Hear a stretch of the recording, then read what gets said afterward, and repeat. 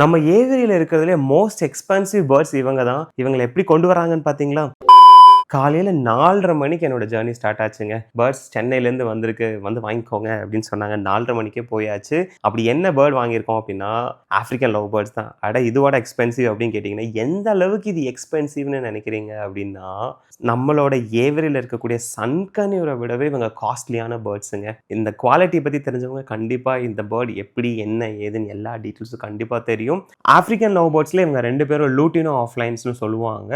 ஒண்ணு வந்து பார்த்தீங்கன்னா ரெட் ஐ, இன்னொன்னு வந்து பிளாக் ஐ. அப்படி ப்ரீட் பண்ணும்போது நமக்கு நல்ல ரிசல்ட்ஸ் கிடைக்கும். இன்னொன்னு எதுக்காக வாங்கியிருக்கேன், நம்மகிட்ட மேல் இருக்கு, அதுக்கு பேர் பண்றதுக்கு தான் இந்த பேர் வாங்கியிருந்தேன். அதெல்லாம் இருக்கட்டும் ப்ரோ, இதோட பிரைஸை சொல்லுங்க அப்படின்னு நீங்க சொல்ற விஷயம் என் காதுக்கு கண்டிப்பா கேட்குதுங்க. எல்லாரும் நம்ம வீட்ல சொல்ற மாதிரி தான் ஒரு பொய் சொல்லுவோம் இல்லையா? அதே மாதிரி தான் நானும் இந்த பேர்டோட பிரைஸை பொய்யா தான் வீட்ல சொல்லி வச்சிருக்கேன்.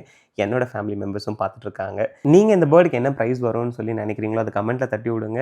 எக்ஸாக்டான பிரைஸ் யார் சொல்றீங்களோ அவங்களோட கமெண்ட்க்கு நான் டிஃப்ரெண்டான இமோஜி வந்து சென்ட் பண்றேன்.